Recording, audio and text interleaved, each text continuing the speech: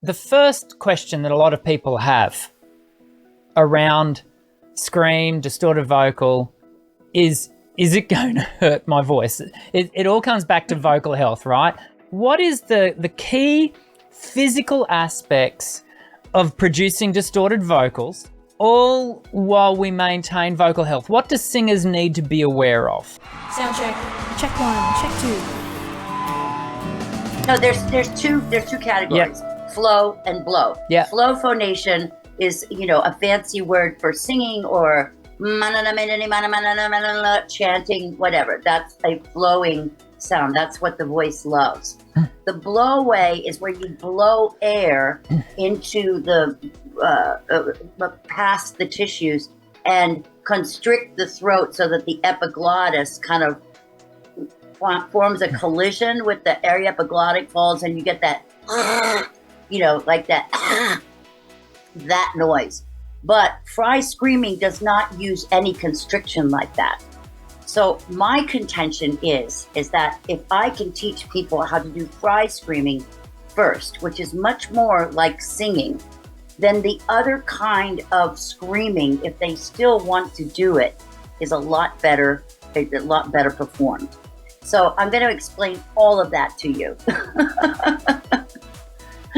Okay, so when our vocal folds are making frequencies or pitches, the vocal folds oscillate, right? And they oscillate like cycles per second, right? So it's actually this way, but I'm going to just pretend like that you're looking, like my face is the floor and you're looking down at the floor into my throat. My vocal folds are oscillating cycles per second, which by definition is a pitch.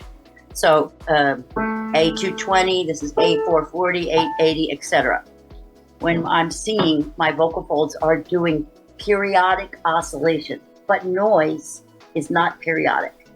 Noise is not an oscillation, but it's more of a pulse register, which is called fry. So on the floppier side, when the vocal folds are relaxed and I do fry, it sounds like, ah. Now, that is not a note. Yeah. You could not find that note on the piano. However, right, it sounds like a note, and a lot of people think it's a note when they're talking about screaming, but it's not. It is a resonance. It's not a note.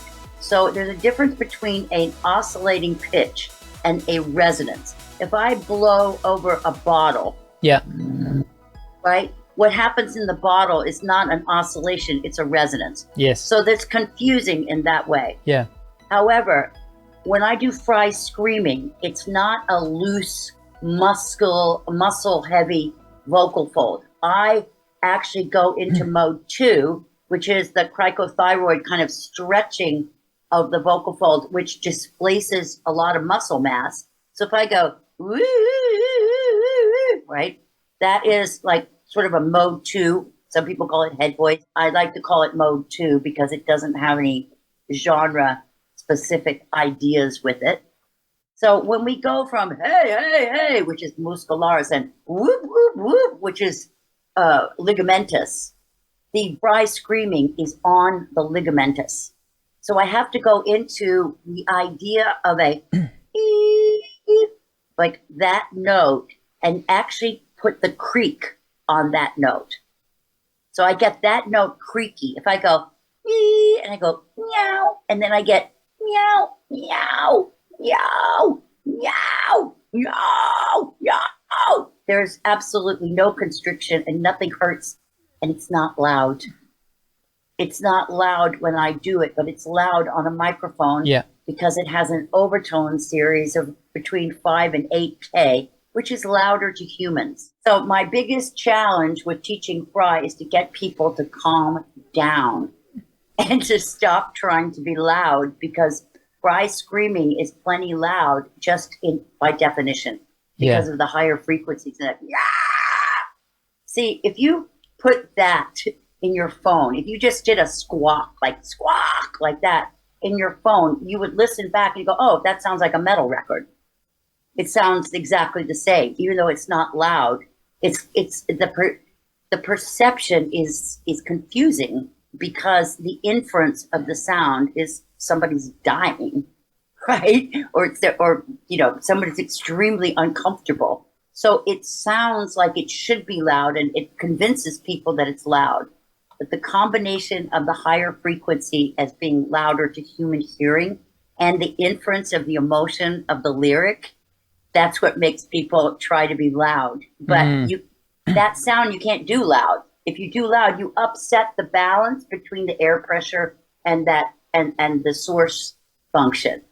Now, the blow way is the way that people get hurt, because it involves a lot more energy, and it's involving like sort of using wind shear almost to wobble everything. So if I take a big sigh and I go, oh, like that, oh, right?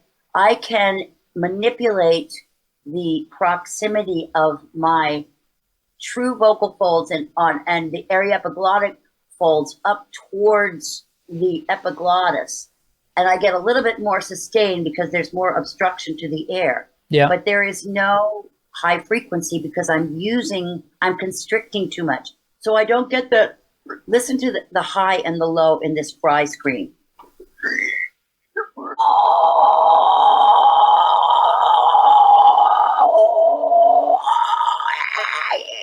See, if I change vowels, it changes the timbre of the scream, but the actual pulsing of or the fry thing is constant at the source. The thing that makes it a high scream and a low scream is an O vowel or an E vowel.